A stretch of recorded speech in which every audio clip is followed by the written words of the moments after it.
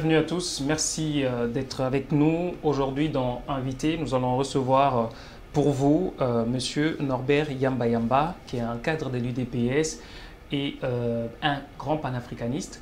Alors, avec lui, nous allons parler de la RDC sous Fachi. Quel avenir politique et économique du pays? Nous allons un peu brosser la situation politique et économique de notre pays et justement envisager des pistes de solutions. Je vous dis d'entrée de jeu, bienvenue.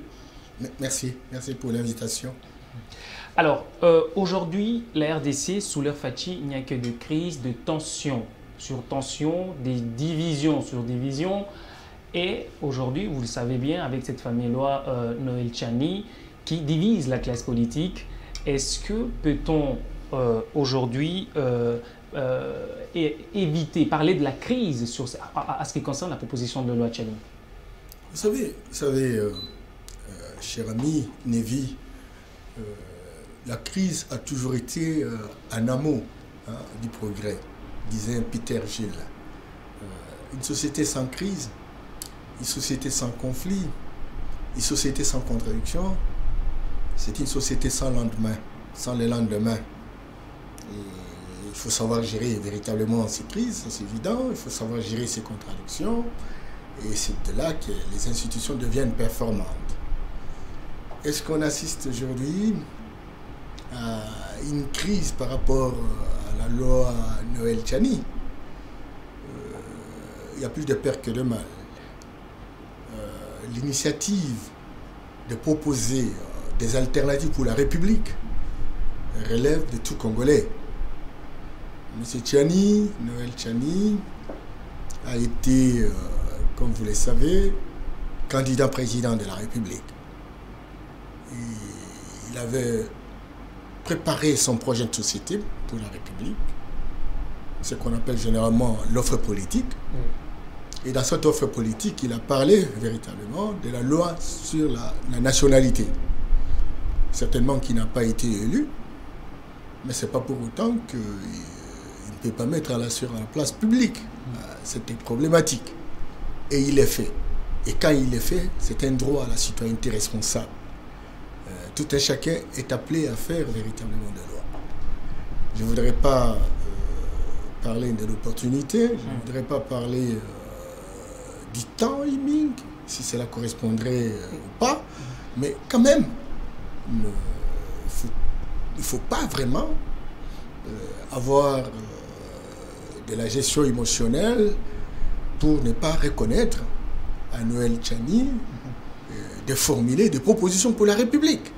Ce qui est plus important en ce genre de situation, parce que le débat devient intéressant, c'est que quand j'écoute les uns les autres, je me rends finalement compte que Tchani a proposé un certain nombre de choses, et de l'autre côté, il y en a ceux qui ne sont pas d'accord, mais qui ne présentent pas des arguments assez convaincants. Il faudrait que débat de projet contre projet, au lieu de verser dans les émotions toxiques. J'ai reçu Noël Tchani ici sur ces plateaux, il a expliqué sa proposition de loi, mais les autres pensent que c'est discriminatoire. Pourquoi ne pas mettre tout le monde à égalité des chances? Par exemple, est-ce que vous étant Congolais, est-ce que pour vous, si on peut avoir votre analyse, qu'est-ce que vous dites par rapport à cette loi? Est-ce que vous pensez qu'elle est bonne?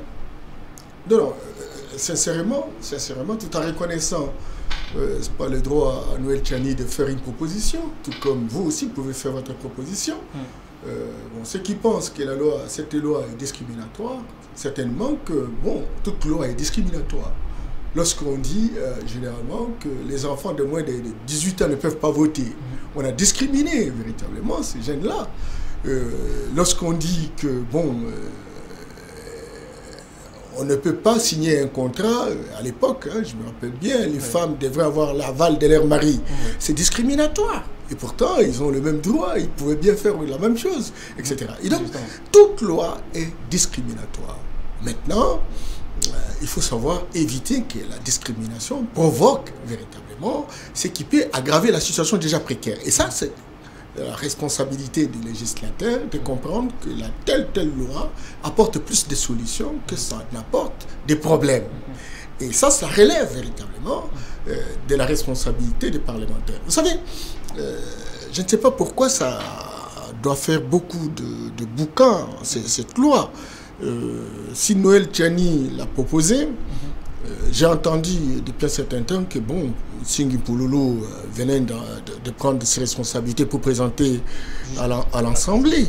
Et puis bon, au niveau de l'Assemblée, tous ne sont pas idiots. La procédure est respectée, la discussion devrait être entamée. Et cette discussion va dégager véritablement un consensus autour d'une conviction qui permette à tout un chacun de trouver son compte. Alors, ce que je voudrais simplement demander à ceux qui ne sont pas très d'accord par rapport à cette loi, mais qu'ils affûtent véritablement des armes pour proposer des argumentaires qui mettent hors d'état de nuire ce qui a été proposé, naturellement, par Tchani. Mais je n'ai pas l'impression que cet argumentaire est formulé. J'attends simplement des coups de gueule qui portent sur l'individualisation de cette loi. Or, c'est pas bon. On ne peut pas individualiser. Il faut mettre un débat d'arguments. Et il y a des arguments. Si je comprends très bien, il y a des arguments. Mais quand on n'y va pas dans le sens des arguments, on veut simplement montrer que il y a telle ou telle personne qui robotise telle ou telle personne. Moi, je suis de l'UDPS, c'est évident, mais excusez, vous ne me trouvez pas moins intelligent. Mutandis, pour mes collègues, les combattants de l'UDPS, on est nombreux. Il y a tellement de juristes, il y a tellement d'universitaires dans les différents domaines de la vie nationale. Et si nous avons intérêt pratiquement à formuler une loi, nous ne pouvons que le faire dans les cas de notre parti.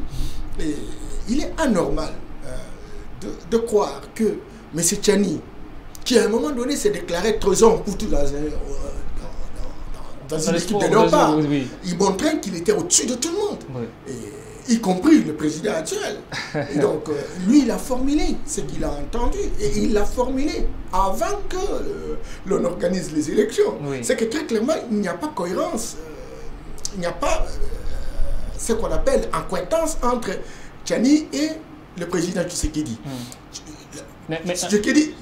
Tchani affirme son leadership.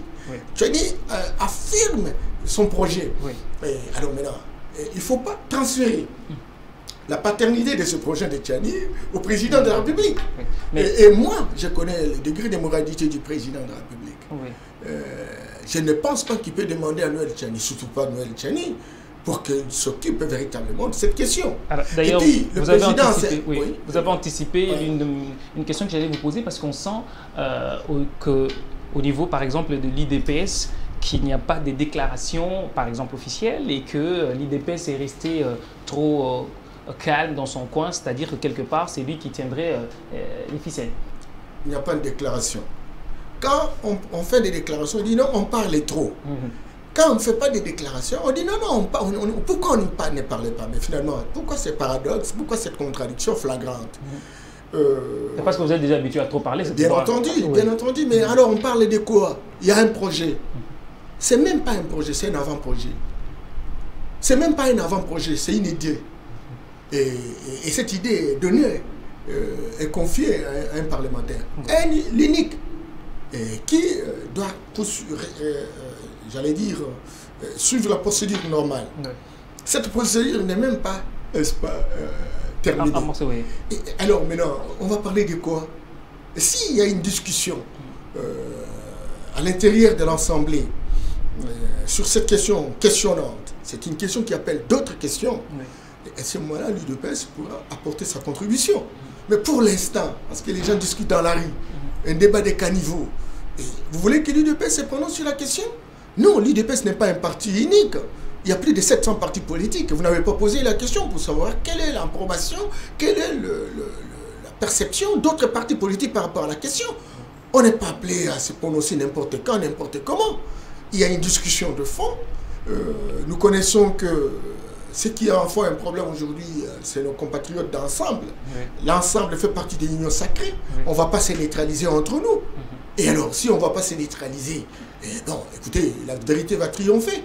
Alors moi, je ne vois pas pourquoi l'UDPS doit passer, et même au niveau de l'ensemble, ce n'est pas tout le monde qui s'est prononcé. Alors, vous, ici, par exemple, vous avez évoqué qu'il faudrait, à un moment donné, éviter des crises, etc., parce qu'on sent déjà que par exemple, au niveau de l'ensemble, ils se dédouanent. Ils disent si l'UDPS ou le chef de l'État ne se déclare pas par rapport à cette loi et que si la loi n'est pas retirée, eh ben, Ensemble va quitter l'Union. Est-ce que là, on ne s'étend pas encore vers une crise politique, par exemple, qui va mettre à mal l'Union sacrée et mettre à mal la gestion du président de la République, puisque bientôt là, ça sera la fin de son mandat? Vous voulez que le président... Non, écoutez, je sais que le président Tshisekedi a été entraîné à travailler au radis sol, n'est-ce pas?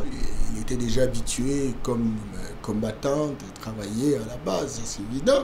Mais est-ce que vous voulez vraiment demander au président de se prononcer, même quand quelqu'un injurie quelqu'un, et puis bon, il doit dire non, cette injure-là, c'est pareil. Non, non. Là, ce sont vos partenaires d'ensemble qui ont... Oui, bien entendu, nos partenaires d'ensemble, mais ils posent des hypothèses. J'ai entendu mon frère, pour qui j'ai beaucoup d'admiration, Kamitato, qui disait que si dans l'hypothèse où cette loi passait, et donc nous prendrons la responsabilité, il se trouverait dans la triste obligation de se retirer de l'Union. Ça, c'est une hypothèse. C'est une hypothèse. On n'est pas au niveau de la décision. Ça, c'est la première chose. Deuxième chose, entre nous, sincèrement, d'une part, on parle d'un état de droit. Où Tshisekedi se présente comme le fervent défenseur. Et puis, bon, vous dites non, que le président se prononce pour ne pas donner libre cours à ceux qui ont des idées, de ne pas faire valoir ces idées-là. Voilà. Alors, s'il vous plaît, il faut laisser les débats se réaliser. Et lorsque ça a une implication incidentielle sur le dysfonctionnement de la République, c'est à ce moment-là que le président peut intervenir. Mais il y a des partis politiques, il y a des personnes de ressources, il y a des juristes, etc. Que le débat se réalise. Ne serait-ce que ce débat se réalise. Mais n'ayons pas des émotions toxiques au départ du débat. Et puis bon, voilà. Non. Et puis, vous ne savez pas, c'est au profit véritablement de Noël Tchani, qui est très stratège. Il pose, on parle de lui plus qu'on l'a fait par le passé. Aujourd'hui, il prend de l'ascenseur. Aujourd'hui, il est en train de construire son ancrage. Il s'en réjouit. Oui, voilà, donc c'est ça. Et alors maintenant, il faut éviter de donner des béquilles à n'importe quand, n'importe comment. Il a posé un problème. Les parlementaires ne sont pas des irresponsables. Il faut analyser la pertinence, n'est-ce pas, de la chose. Certainement qu'à un moment donné, le président, si c'est là, entrevoit la possibilité de remettre en question la dynamique qui a été mise en place, le président se prononcera pour dire il voyait ceci ou cela. Mais il ne peut pas donner des injonctions, naturellement, à une institution qui est censée être autonome, de prendre telle ou telle décision à nous. Il fait des propositions, il formule des souhaits et il s'arrête là. Et c'est ça aussi, jouer le jeu de l'esthétique démocratique. Oui. Alors, vous souhaitez qu'il y ait un débat républicain au sujet de cette loi. Alors, puisque le pays, avec, justement, je l'ai évoqué tout à l'heure au début de l'émission, avec l'avènement de Fachi, on a vu quand même des séparations avec l'Union, avec le FCC par exemple, et après on a vu quand même il y a eu des tensions avec l'UNC. Aujourd'hui, c'est Ensemble pour la République. Est-ce que vous pensez qu'avec ces problèmes politiques, le problème économique sera résolu? Pour un peu amorcer le deuxième chapitre de notre émission, le volet économique. Oui, écoute, c'est vrai que les crises ne favorisent pas le développement.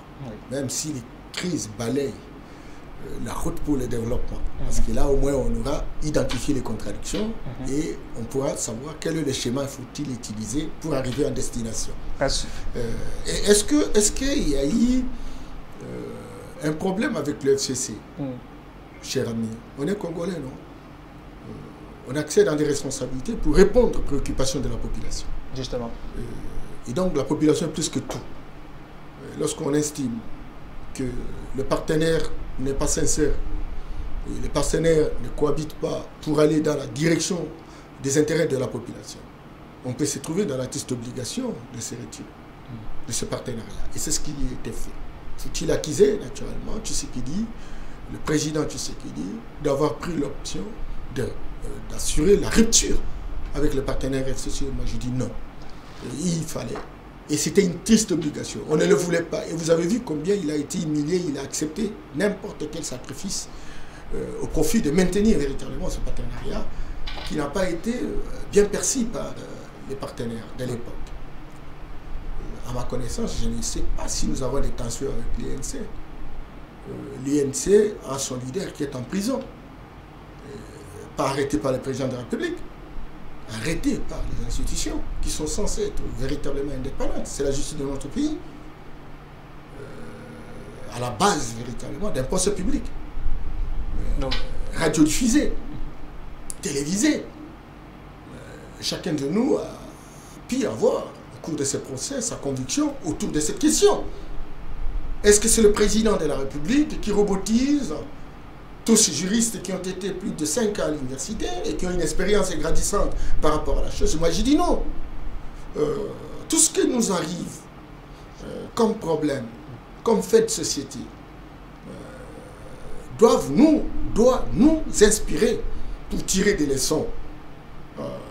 Nous qui voulons véritablement faire la politique, nous devons savoir qu'il y a des limites à tout. On ne va pas poser parfois des actes incontrôlés.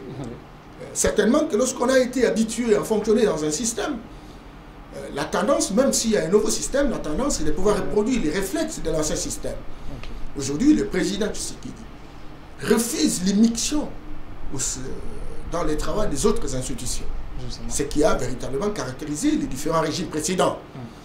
Et c'est cette mauvaise appréhension de la chose, de considérer que parce que les chefs d'État ont toujours été au-dessus de la loi, les chefs d'État ont toujours robotisé les structures judiciaires de la République, et donc il faut que Tshisekedi le fasse. Et comme il ne le fait pas, et donc il est contre notre leader. Ah non!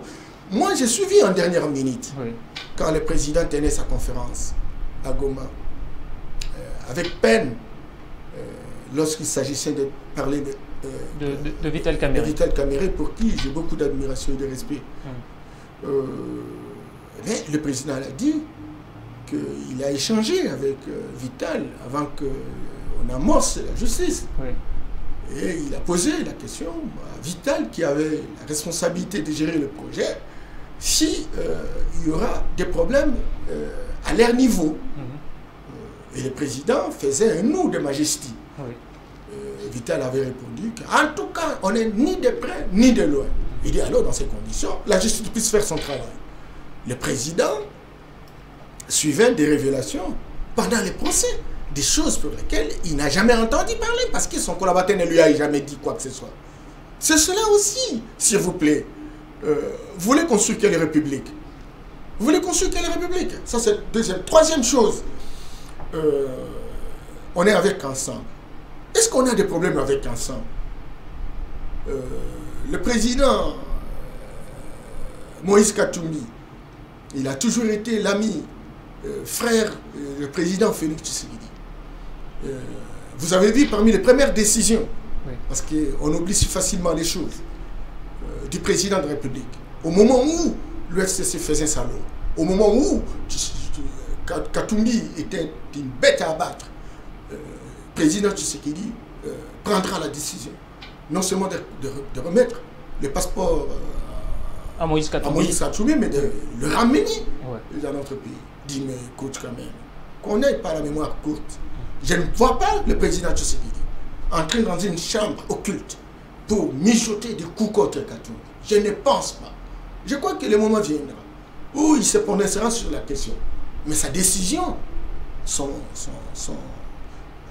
point de vue n'est pas la loi comme ce fut avec l'époque de Mobutu. Et donc, sincèrement, là où je refuse, c'est de considérer que ce qui se fait, c'est sous la houlette du président de la République. Je ne pense pas. Et puis, le président de la République, c'est un politique fin, il a un feeling politique. Et il se bat,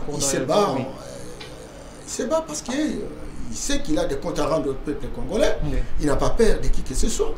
Dès lors qu'il travaille dans la perspective de pouvoir rendre des services de qualité à notre peuple eh bien, ils sauront comment s'expliquer. Justement, avec toutes les douleurs en traitement qu'on assiste. Justement, rendre service à la population, mais on voit que la politique, à peine, on a des difficultés à décoller au niveau économique, on a vraiment des difficultés. Alors, qu'est-ce qu'il faut faire pendant cette crise économique pour vous? Qu'est-ce que vous pouvez dire aux autorités de notre pays, et c'est que nous écoute normalement le gouvernement qui est en place, puisque c'est un nouveau gouvernement?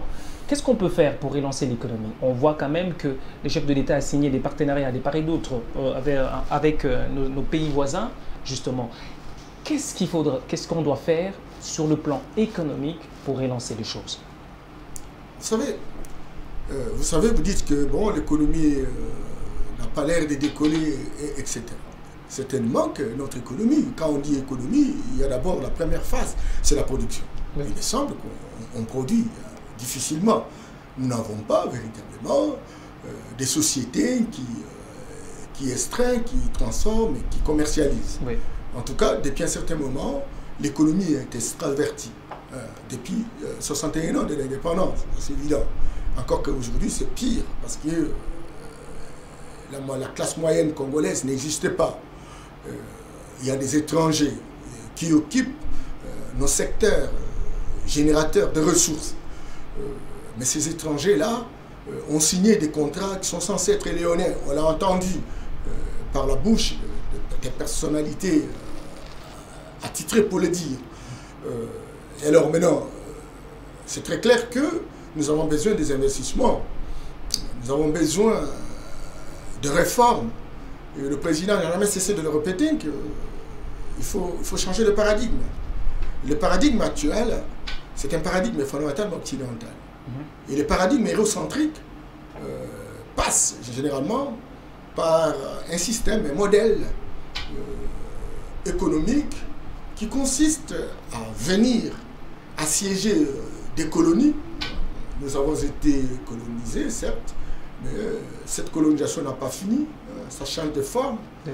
Et qu'aujourd'hui, la colonisation passe par véritablement la mise en place de ce paradigme hérocentrique où les gens viennent, nous avons des ressources naturelles, ils extraient ces ressources, ils les amènent chez eux à l'état brut. Oui. Et c'est là qu'il y a des machines de transformation, et c'est là qu'on va transformer, c'est là qu'on va commercialiser, et ils créent de l'emploi. Des emplois chez eux, ils créent des richesses chez eux et ils répercutent ces richesses à travers les routes, l'école, la santé, et faire le bonheur véritablement de leurs concitoyens. Et ça, c'est un système, c'est un modèle qui a existé et qui visiblement continue jusqu'à aujourd'hui. Alors, qu'est-ce qu'il faut faire? Alors maintenant, qu'est-ce qu'il faut faire pour briser ce paradigme? Mais il faut changer de paradigme, mais le président l'a dit. Oui. Le paradigme porte sur un modèle fondamentalement africain. En attendant que nous ayons nos propres technologies pour mettre en place des usines ou des machines chez nous, nous devons négocier avec tous ces intervenants extérieurs de manière que, au lieu d'amener le brut chez eux, mais ils peuvent extraire, ils peuvent transformer ici, et commercialiser, et nous faisons une coopération gagnant-gagnant. Oui. Et à ce moment-là, les emplois se créent ici. Nos jeunes peuvent véritablement trouver du travail. Oui. Et nos marchés seront aura un afflux de biens de consommation, etc. Produits localement, oui. Et voilà, ils vont payer les taxes et ça va refluer les caisses de l'État. Oui. Et nous aurons de l'argent pour, n'est-ce pas, appuyer la construction de routes, la construction des bacs, etc. etc. Oui. Et donc, ça, on en a besoin. Et le président dit, tant qu'on n'aura pas nos propres millionnaires, ça serait difficile. Vous allez sur l'avenue du commerce, il y avait des Congolais, etc. Mais vous ne trouvez pas de Congolais aujourd'hui. Nos Bemba, Jano, nos Dokolo n'existaient plus, des Kisome, des Fonchi, des Kazebo, etc. Nous, on en a besoin. Et le président dit, par rapport à ça, tant qu'on n'aura pas de millionnaires, on n'aura pas de milliardaires, on ne va pas créer de l'emploi, ils ne vont pas investir dans les domaines productifs, mais il faut en créer. En créer, justement, en mettant en place ce qu'on a appelé le fonds de garantie. Le fonds de garantie qui va soutenir véritablement. Mais aussi revoir la politique fiscale. La pépinière Il faut revoir aussi la politique fiscale au risque de... Bien entendu, mais la politique fiscale, le président parle de la création des zones économiques ou industrielles. Et là, il y a exonération de plusieurs taxes, etc. pour donner libre cours justement, parce aux investisseurs. C'est ce qui pose problème aussi. Et c'est justement ça. Oui. Et alors maintenant, on lance un appel à tous ceux qui pensent qu'ils peuvent investir, mais en suivant véritablement un minimum d'instruction. Oui. Au lieu de venir essentiellement extraire et y aller, eh bien, faites un minimum d'efforts pour transformer, créer de l'emploi sur place. Oui. C'est ça justement le combat. Et le président dit, au-delà des ressources qui sont exploitables par les investisseurs étrangers, etc., mais nous avons également besoin d'avoir... de mettre en place une institution financière de crédit agricole, parce que nous avons à peu près 80 à 120 millions d'hectares de terres arables. Et nous avons intérêt aujourd'hui d'avoir des exploitants agricoles industriels. Justement. Et pour cela, pousse naturellement à l'acquisition d'une banque. Hier, on avait la banque de crédit agricole, etc. Mais cette banque n'est plus opérationnelle. Vous avez à côté de l'hôtel de ville, on a mis le service de cadastre, ça fait la banque de crédit agricole. Et donc, aujourd'hui, il faut véritablement il faut rétablir cette banque. Et cette banque va permettre de donner des crédits. Et regardez nos jeunes gens qui terminent, par exemple, dans les institutions universitaires agronomiques, dans les institutions de développement rural, dans les institutions même économiques, etc. Ils sont censés avoir le profil d'entrepreneurs, mais ils n'ont pas l'argent. Alors, si les gouvernements de la République paient au travers de la banque de crédit agricole, c'est que le président appelle la banque de développement rural. Et donc, à ce moment-là, les gens auront des moyens, ils peuvent s'installer, ils vont engager les Congolais, ils vont générer des ressources, ça va aller au marché, il y aura une augmentation de l'offre, ça va jouer sur la loi économique, la loi de l'offre et la demande, les prix vont baisser parce qu'il y aura la possibilité de la circulation monétaire, etc. Et tout ça faisant combine va permettre véritablement la relance de l'économie. Encore que le président a comme vision, n'est-ce pas, d'avoir la primauté du sol sur les sous-sols. Parce qu'on parle trop des minéraux, mais on parle de moins en moins, n'est-ce pas, de l'agriculture. Et là, je me suis beaucoup, le président, pas sur cette composante. La première composante, je l'ai dit, c'est la banque de développement rural. Il y a la composante budget lui-même. Il faut que cela soit représentatif du budget de la République dans les domaines agricoles. C'est encore maigrichant. Il faut davantage augmenter le budget qui ne dépasse pas aujourd'hui 2%. Et donc, nous avons la politique foncière. Et regardez toutes ces mamans, ces maraîchères ou ces maraîchers qui sont dans la périphérie de Kinshasa et qui visiblement travaillent, mais qui sont incapables d'avoir les lopins de terre pour la pérennisation de leurs activités.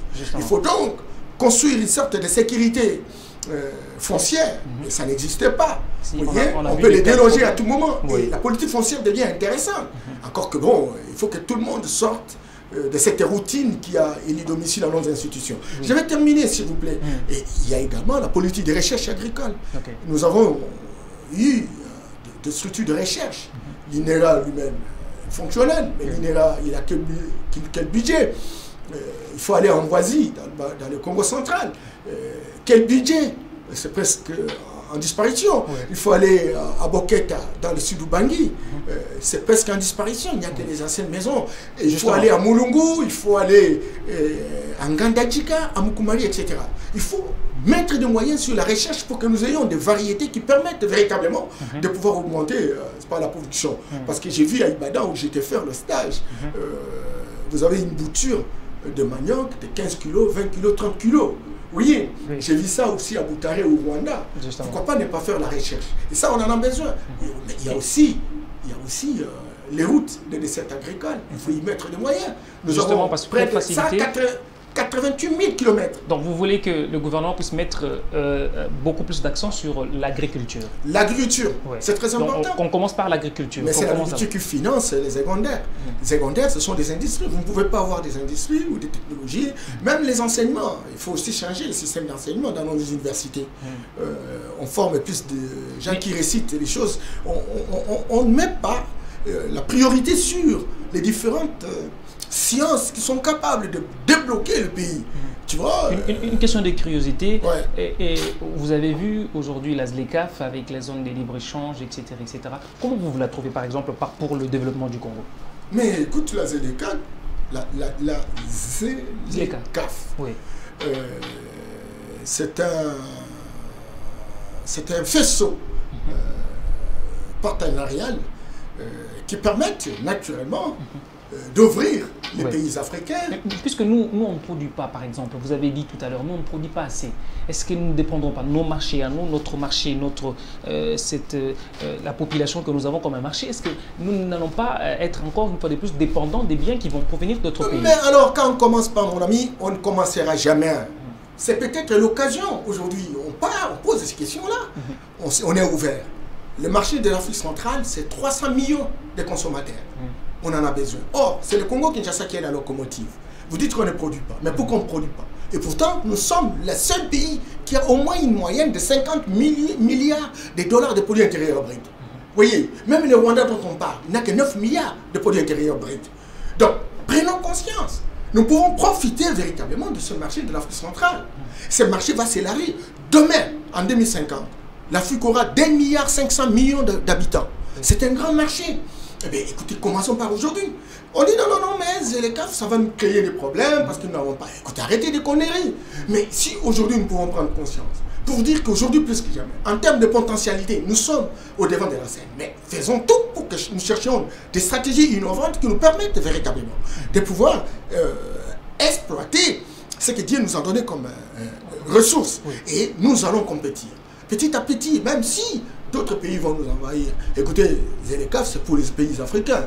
Il y aura des restrictions pour d'autres pays, ça c'est évident. Mais écoutez, quand ils entrent pour venir vendre leurs histoires. Mais ils vont payer nos hôtels, non? Si, ils vont acheter notre chikwang, non? Et voilà, il y aura des entrées. Il y aura des entrées. Donc nous avons intérêt. La crainte, c'est que nous soyons plus que nous. Non, mais cette crainte-là, vous savez, cher ami, je le dis simplement parce que je suis très intéressé pour le développement de notre pays. Il y a une étude qui a été faite en 2000 et qui démontre très clairement que si les Congolais ne changent pas leur manière de faire les choses et qu'ils n'entrent pas dans un nouveau paradigme, et donc le Congo, pour rentrer à la situation de 1960, écoutez, va faire 75 ans. 75 ans. Et si le Congo continue à marcher comme il marche aujourd'hui, écoutez, on va attendre des siècles. Alors maintenant, le pays, l'Afrique est en train de changer. Il y a un agenda en 2063, etc. En 2100, on veut véritablement construire les États-Unis d'Afrique. Et vous dites, non, nous ne pouvons pas accepter ZLECAf parce que nous n'avons rien à produire. Arrêtez, parce que demain, tous nos pays ne seront plus des pays. Ce seront des provinces. Et aujourd'hui, l'Afrique est bloquée à cause du Congo-Kinshasa. Vous savez que dans les 5 régions, il y a les Nord. Vous avez la locomotive, c'est l'Égypte, suivi de l'Algérie, Maroc, compagnie. Au sud, à l'Afrique australe, vous avez l'Afrique du Sud. Et vous avez le Botswana, compagnie, Zambie. Et à l'est, vous avez l'Éthiopie, qui est la locomotive. Justement. Les Kenyans, la Tanzanie et compagnie. À l'ouest, le Nigeria, avec 581 milliards de dollars de produits intérieurs bruts. Vous avez les pays comme Ghana, Côte d'Ivoire, etc. Au centre, vous avez la locomotive, c'est Congo-Kinshasa, mais 50 milliards. À la différence de toutes les locomotives. À l'est, c'est 287 milliards. C'est l'Éthiopie. Au nord, c'est 315 milliards. C'est l'Égypte. Au sud, c'est l'Afrique du Sud, 400 milliards. Mais le Congo, au centre, c'est 50 milliards. Encore que c'est une moyenne statistique. C'est grave, c'est gravissime. Nous avons intérêt aujourd'hui, sincèrement, de nous lever. Je sais qu'il y aura des douleurs d'enfantement. Mais ce n'est pas pour autant que nous allons continuer à dire « Mais nous n'avons pas de production, qu'est-ce que nous faisons ?» Non. C'est l'occasion. Je suis allé à Goma. J'ai trouvé véritablement que tous les intervenants extérieurs, notamment les ONG, font circuler une somme, une moyenne de 1,8 milliard de dollars. Mais ce n'est même pas connu par le gouverneur de province. Vous voyez? Or, on pouvait intégrer cet argent dans le programme provincial et ensemble, on se répartit les espaces, on se répartit les priorités et on essaie de les dérouler. Il me semble que tel n'est pas le cas. Donc nous sommes dans la distraction, dans la léthargie. Nous devons aujourd'hui savoir qu'effectivement nous sommes responsables de ce que représente la défaite, j'allais dire, la faiblesse de notre pays, la fragilité, la vulnérabilité. Et c'est aujourd'hui plus que jamais, nous devons nous engager résolument avec d'autres pays africains. Ça va nous prendre un peu du temps, c'est évident, mais ce sera l'occasion que nous puissions avancer. Justement, le temps nous fait défaut parce que là, ça va inclure aussi qu'on puisse mettre en place de politiques pour justement réguler le trafic au niveau interne, parce que là aussi, on pense qu'il y a vraiment des difficultés. Quand vous avez des marchandises, par exemple, quand l'État ne bénéficie pas de tout ce qui circule sur le territoire. Nous avons été incompétents, cher Nevi. Vous ne pouvez pas imaginer 61 ans, on n'a pas une route qui quitte Kinshasa jusqu'à Goma, Bukavu. On n'en a pas. Oui, et tout le monde est en cravate, ça fait appeler excellence et honorable. Et ça, c'est gravissime. Et c'est maintenant plus que jamais. Et regardez le Congo lui-même. C'est 105 millions de personnes. Ça, c'est un marché potentiel. Oui, on aurait pu en profiter. On ne peut pas en profiter. Quelqu'un pour quitter Bukavu, arriver ici, 2000 km, c'est tout un problème. C'est un calvaire. Pourquoi ça doit se faire ainsi? Est-ce que nous n'avons pas eu de moyens minimum pour que nous puissions véritablement désenclaver notre pays? Kinshasa lui-même, regardez, lorsqu'une route est bloquée, on ne sait pas où passer. Simplement parce qu'il n'y a pas eu une bonne politique d'urbanisation urbaine. Non, non, mon cher ami, il faudrait qu'on arrête ce genre de plaidoirie, non, j'allais dire, des querelles que je considère byzantines et qui visiblement n'ont aucune influence grandissante dans la recherche des solutions durables. Donc normalement, justement, je vais d'ailleurs vous compléter, c'est le moment d'ailleurs que les politiques s'y mêlent pour parler du développement et non de rester trop politique. Et le débat du président de la République aujourd'hui, c'est le débat contre la pauvreté. Les politiques congolais, vous voyez la preuve, quand on vient ici, on parle la CNI, on parle la MOCA, etc. Mais pose la question, on fait comment pour bouger ce pays? Justement. Vous aurez peu de politique. D'abord, ils ont mis en place, ils ont écrit leur projet de société qui n'ont rien maîtrisé parce que c'est des copier-coller, etc. Et ils n'ont pas de projet, ils n'ont pas d'offre politique pour notre pays. Et ce sont les mêmes qui, lorsqu'ils passent, il va dire que ce qu'il dit ne fait rien, etc. On ne va pas réussir, etc. Mais lui, qu'est-ce qu'on fait à la place? Il ne vous dira pas. Et il dit non, tel est incompétent. Mais pourtant, lui, jamais dit à notre peuple qu'est-ce qu'il est capable de faire? Rien du tout. Donc, on est dans des discours, c'est pas de bas état, j'allais dire un écosystème politique de pourriture intrinsèque. Justement, alors, Monsieur Yambamba, merci beaucoup d'être venu. J'espère que nous allons peut-être prochainement aborder les questions vraiment purement développement et en aborder Je suis content parce que vous m'avez épargné de l'IT et de la MOCA ensemble, Merci beaucoup. Merci beaucoup d'avoir répondu à notre invitation. Merci à tous les téléspectateurs de nous avoir suivis. Il était mon invité. On se retrouve à la prochaine. Allez, bye bye.